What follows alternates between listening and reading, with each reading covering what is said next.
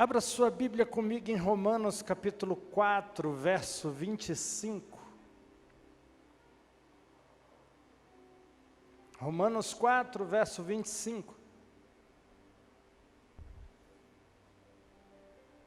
O texto diz o seguinte: Ele foi entregue à morte por causa de nossos pecados e ressuscitado por causa de nossa justificação. Entregue à morte por nossa culpa, entregue à morte por causa dos nossos pecados, entregue à morte porque havia uma dívida no nosso nome. Existia uma pendência e ele morre por causa dessa dívida. Ele é entregue à morte por causa dessa culpa, dessa condenação, desse estado em que nos encontrávamos. Entenda, o problema do pecado foi totalmente, completamente resolvido na cruz do Calvário. Totalmente. Ele pagou toda a exigência do pecado. A Bíblia diz que o salário do pecado é a morte. Alguém teria que morrer por causa do pecado. Alguém teria que pagar essa dívida com a própria vida. E ele decidiu ir em nosso lugar, estar na nossa posição. Ele se entregou por nós. E na cruz ele dá um grito e ele diz: tetelestai, totalmente pago, totalmente quitado. Ele estava afirmando que a pendência que havia não existe mais. Aquilo que nos desqualificava não nos desqualifica mais. Aquilo que nos afastava de Deus e nos separava de Deus, não nos separa mais. O véu se rasgou de cima a baixo. Entenda, foi de cima a baixo para deixar claro quem foi que rasgou o véu. Não foi homem que rasgou o véu, mas a própria mão de Deus rasga aquilo que separava o homem de sua presença. Entenda, o sangue de Jesus realmente produziu o efeito esperado de nos purificar e nos lavar, e a prova disso é que hoje nós podemos entrar na sala do trono, nós podemos entrar além do véu, nós podemos entrar na presença de um Deus que é 3 vezes santo e não somos consumidos.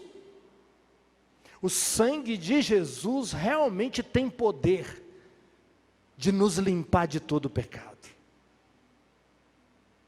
Temos intimidade, temos relacionamento com o Pai. E é isso que ele veio na cruz do Calvário, no plano de redenção, na sua ressurreição, instituir.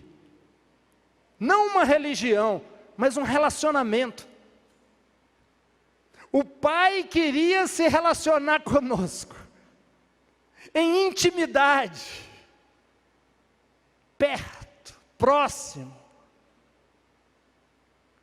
sem cerimônias, sem rituais, livre acesso. E foi isso que aconteceu. Deus nos recebeu como filhos.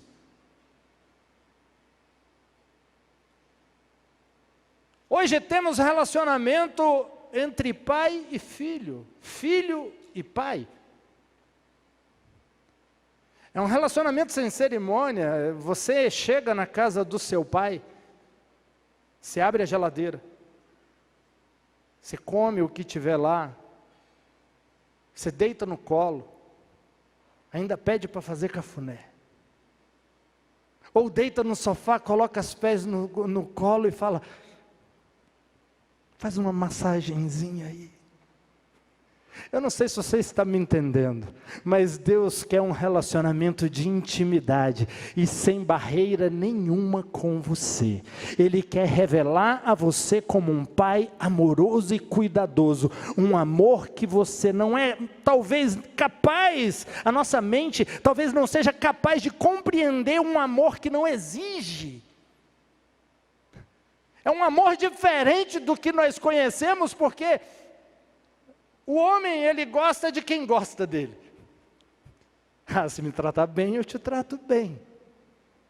Se você me amar, nossa, ele me ama, você viu? Eu também amo, ele é extraordinário. Mas Jesus não, ele te amou primeiro e não te exigiu nada para te dar esse amor. Ele não falou, olha, eu vou te amar, mas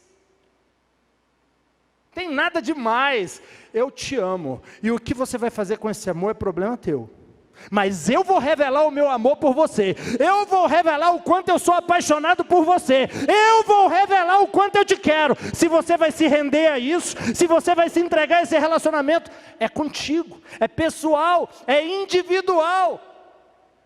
O nível de relacionamento que você tem com Deus depende de você, não dele, porque Ele quer entrar com tudo.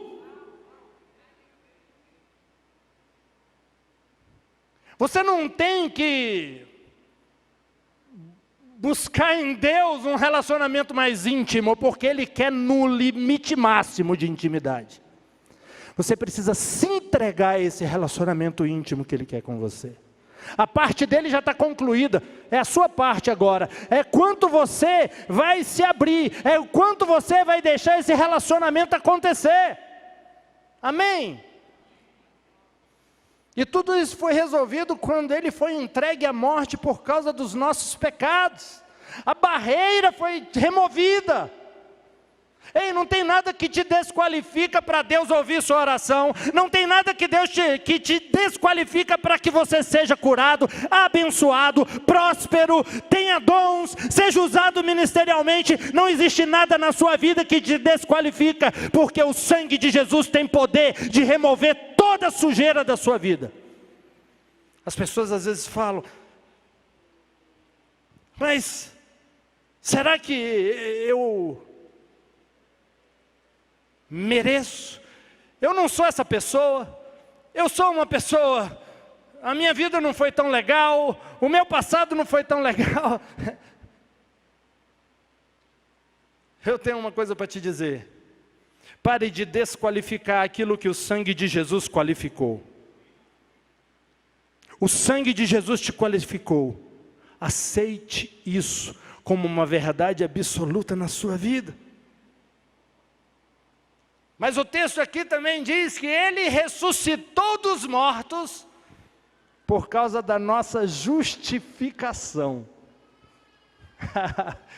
Ele é entregue à morte por causa dos nossos pecados, por causa da nossa dívida, e Ele ressuscita para nos tornar justos. Ressuscitado por causa da nossa justificação. Essa é a prova de que nós realmente somos justos. Se Ele ressuscitou, nós somos justos. Se Ele está vivo, você é justo.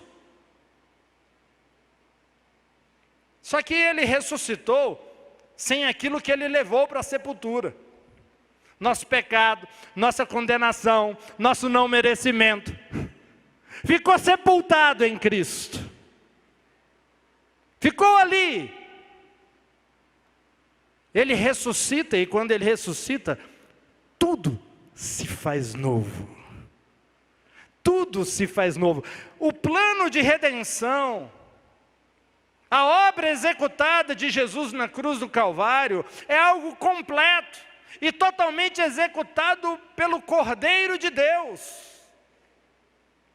Não há uma exigência para o homem nessa parcela. O plano de redenção, a única coisa que você tem que fazer dentro dele é o aceitar, é recebê-lo. Nenhuma boa ação ou ação pode levar um homem a ser justificado diante de Deus. Você só pode isso mediante a morte e a ressurreição de Cristo. Somente Ele pode te colocar nessa condição. Porque a Bíblia diz, todos pecaram e carentes e necessitados estão da glória de Deus.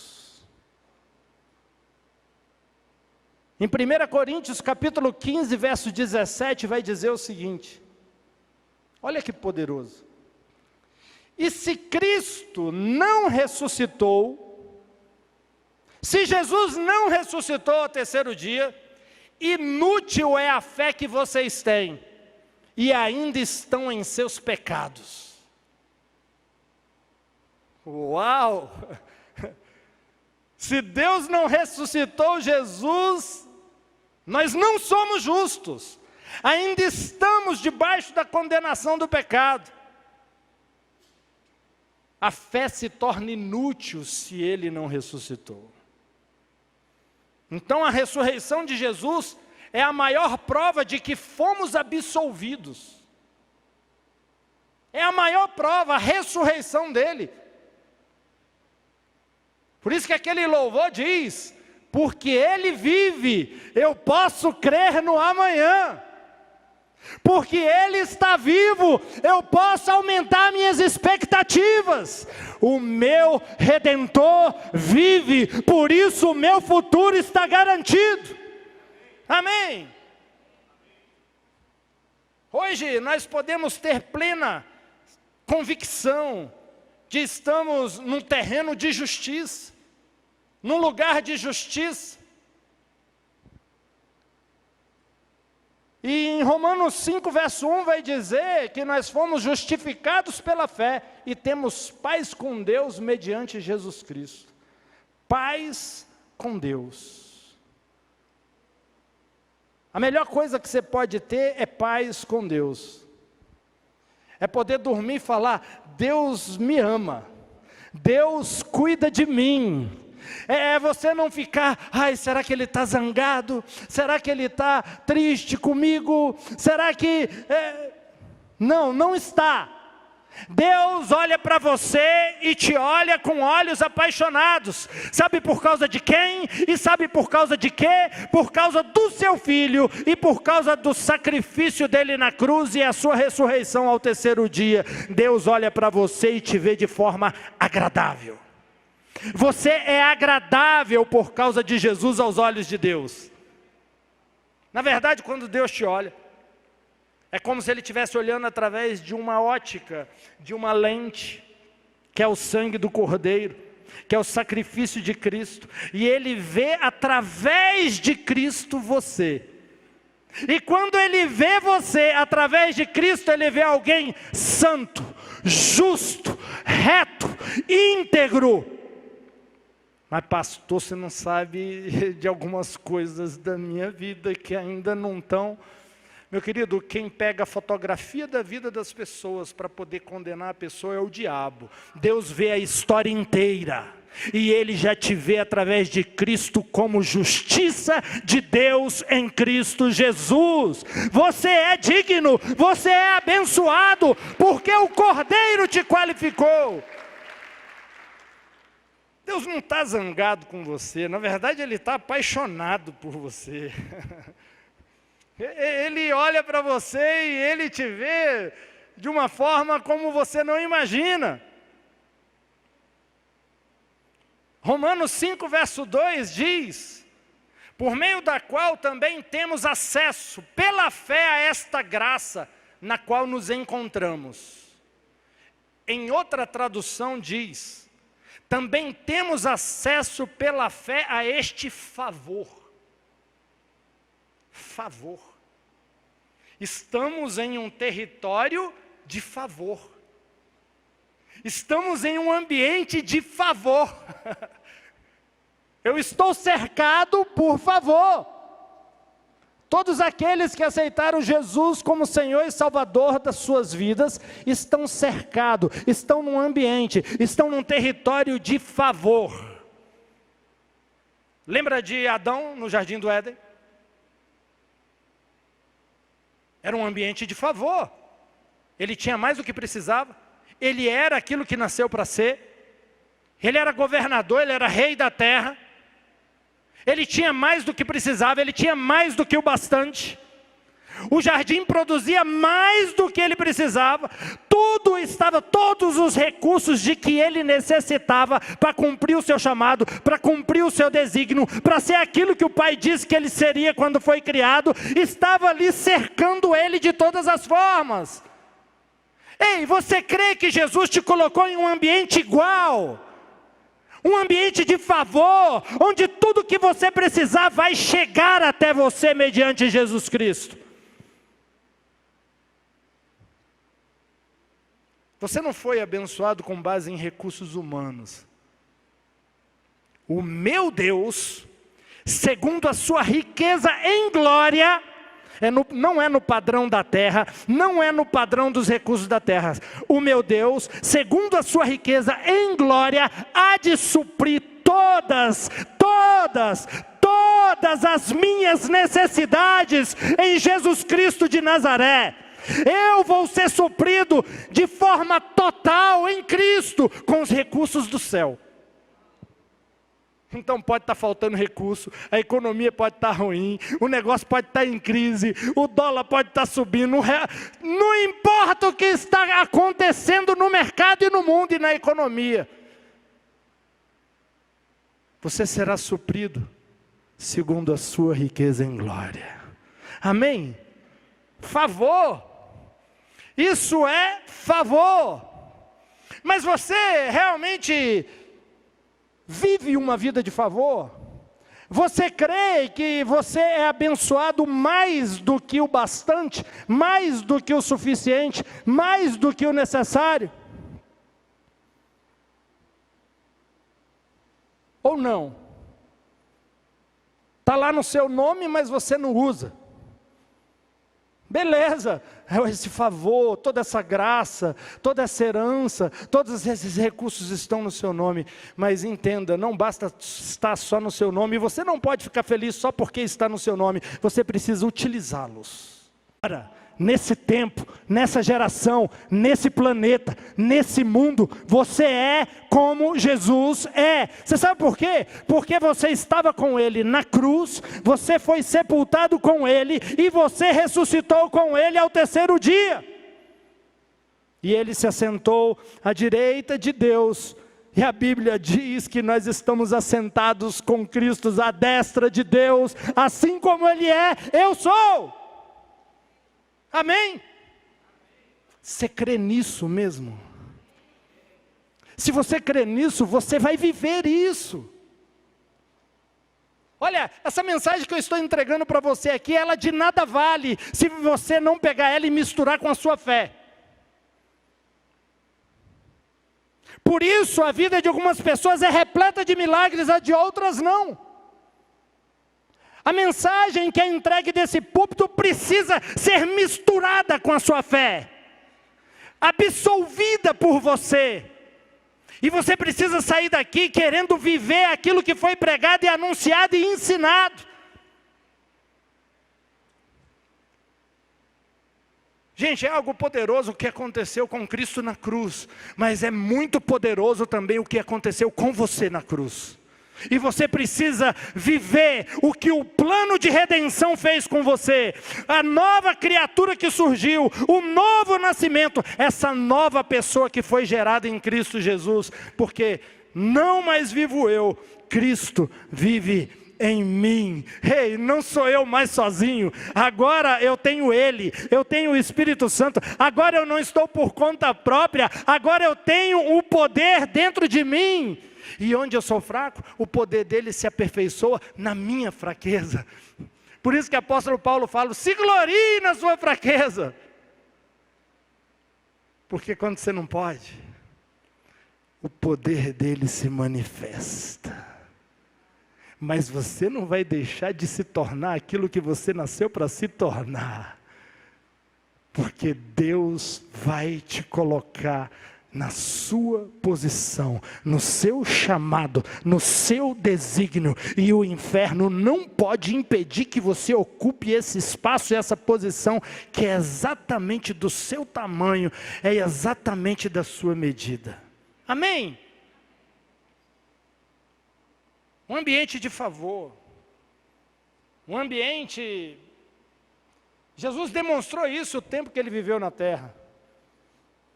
Ele curou a todos.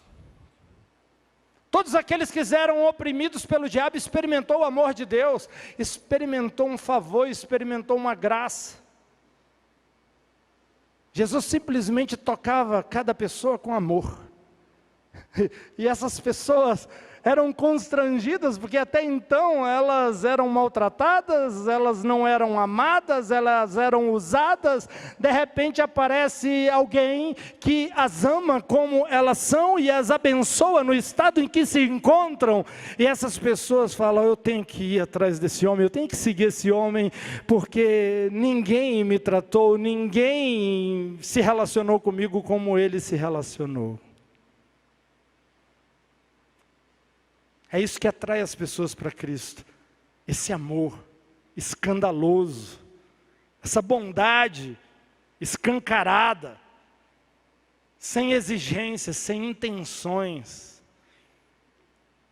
É aquele que ele responde mais do que você pede, ele te entrega mais do que você pensa,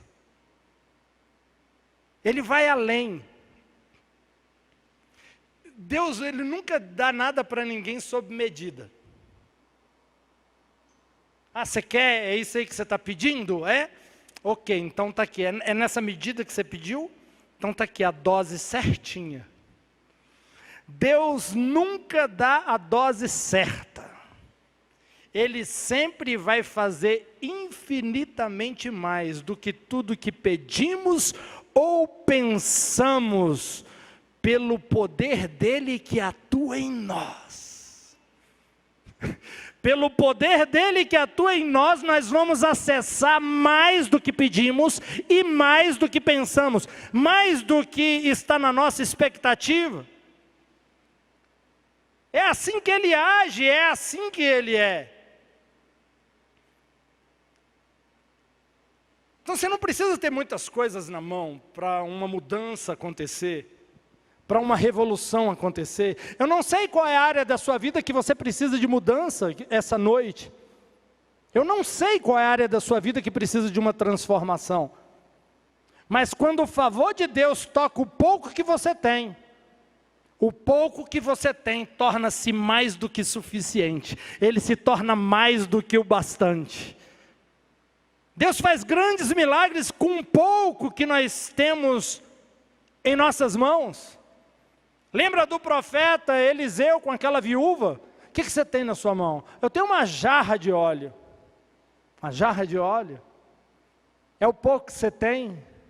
Mas o favor de Deus pode pegar o pouco que você tem e fazer esse pouco começar a transbordar, transbordar, transbordar, transbordar, até que falte vasilhas para você reter aquilo que Ele está derramando na sua vida. E o profeta diz para ela: pegue vasilhas. Ele não disse a quantidade, ele deixou por conta dela. Deus não limitou essa mulher. Ele não colocou limite de bênçãos que ele queria entregar para essa mulher. Pegue vasilhas. Essa foi a palavra que Deus deu ao profeta para entregar. Era: pegue o máximo de vasilhas, pegue vasilhas. E comece a pegar essa jarra, que é o pouco que você tem, comece a encher. E ela pegou as vasilhas que ela achava que era o bastante.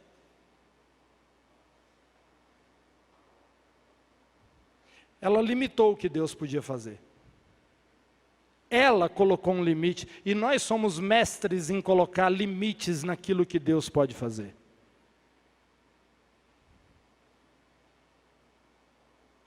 Por isso que a oração no Espírito, a oração em línguas, ela é poderosa. É a oração da nova aliança, é a oração da graça. É onde o Espírito Santo ora por intermédio de você. E quando Ele ora por você, Ele não coloca limites naquilo que você necessita. Ele intercede por você e leva a oração a Deus exatamente do jeito que Deus quer te abençoar.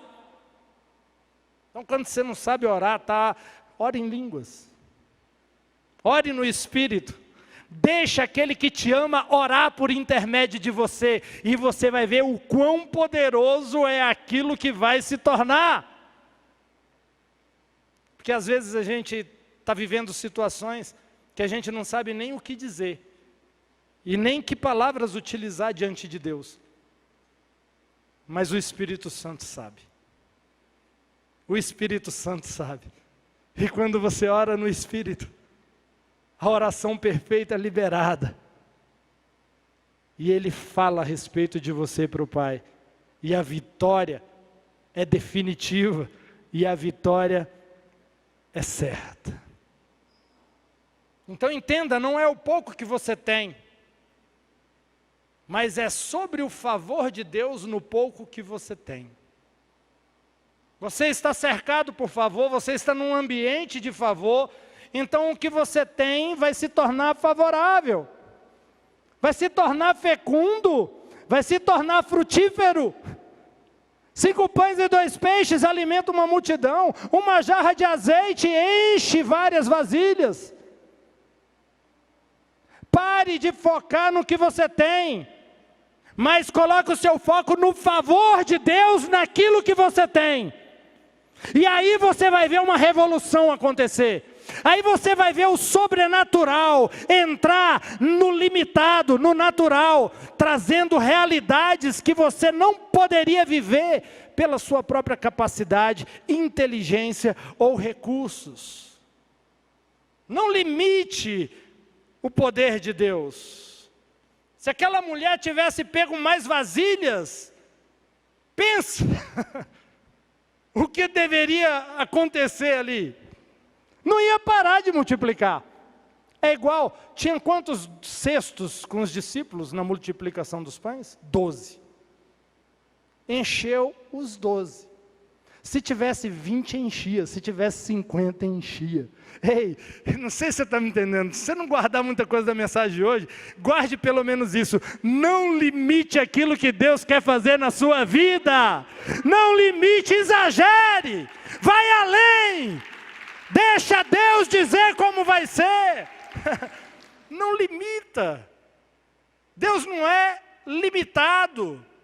Deus quer te abençoar com mais do que você precisa, com mais do que suficiente, com mais do que o bastante.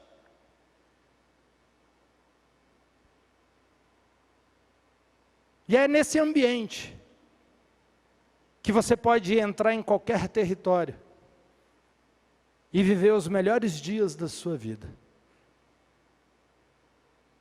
É nesse ambiente que você pode se tornar aquilo que você nasceu para se tornar. Porque se você entende que está em um ambiente favorável,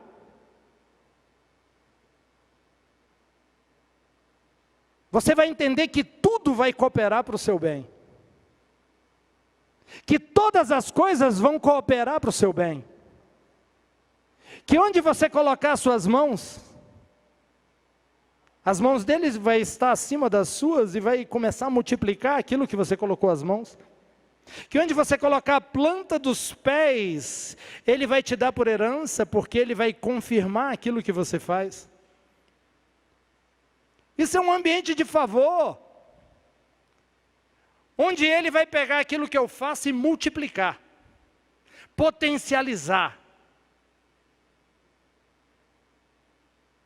É o poder dele multiplicando aquilo que eu posso fazer de forma limitada, de forma pequena, de forma humana. Mas sabe, a nossa atitude humana é a demonstração da nossa fé. Tiago vai falar sobre isso, obras e fé. A fé precisa de uma comprovação de que eu acredito naquilo. Se Deus fala que aquilo é seu, caminhe na direção daquilo que Ele disse que é seu. Não pare de caminhar. Se você recebe uma palavra profética, trabalhe, guarde, lute para que essa palavra se cumpra. Isso é fé, isso é uma concordância. Deus me deu uma palavra, eu vou caminhar na direção do cumprimento dessa palavra, em nome de Jesus. Isso não quer dizer que eu não vou ter adversidades. Isso não quer dizer que eu não vou ter desafios. Isso quer dizer que todas as coisas vão cooperar para o meu bem. E que se Ele vencer o mundo, eu também vou vencer. Porque a vitória dEle é a minha vitória. Deus perguntou: Moisés, o que você tem na mão? Uma vara.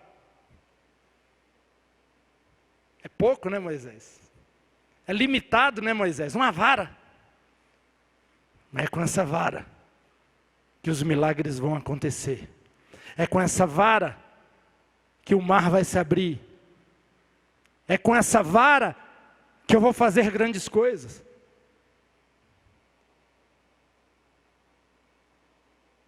O Espírito Santo está te perguntando hoje: o que você tem nas suas mãos?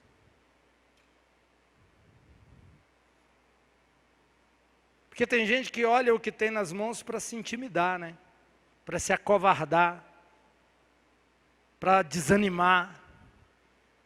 Não, o que você tem nas suas mãos? Porque você vai ver o milagre a partir daquilo que você tem nas suas mãos. Moisés tinha uma vara. Nós temos Jesus. É o que nós temos. É tudo que nós temos. Nós vencemos pelo sangue do Cordeiro. Nós vencemos pelo nome de Jesus. Ele te deu uma procuração. O que você faz com esse nome? Ele te deu o Espírito Santo. O que você faz tendo o Espírito Santo? O maior poder do universo mora dentro de você. O que você faz com isso? Tem medo? Fica acanhado? Fica acuado diante dos inimigos? Não, está errado. Se eu tenho o maior poder do universo dentro de mim, diante dos meus inimigos, eu vou fazer como Davi. Bando de soldado experiente com medo. Mas eles estavam com medo porque confiava na experiência deles. Mas Davi olha para aquele gigante e diz: quem é esse incircunciso que se levanta contra o exército, contra o povo de Deus? Ele estava olhando para o Senhor dos Exércitos. Ele estava olhando para aquele que daria vitória na mão dele.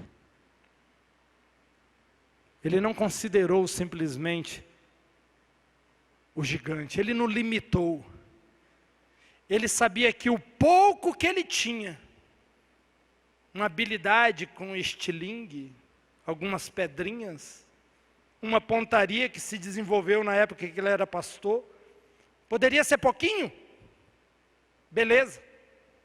Mas ele sabia que o favor de Deus no pouco que ele tinha era o bastante para aquele gigante cair de cara no chão e ele receber a vitória. O que você tem nas suas mãos? O seu milagre começa a partir daí. Deus já te colocou nas suas mãos o início de uma nova história e de um novo tempo.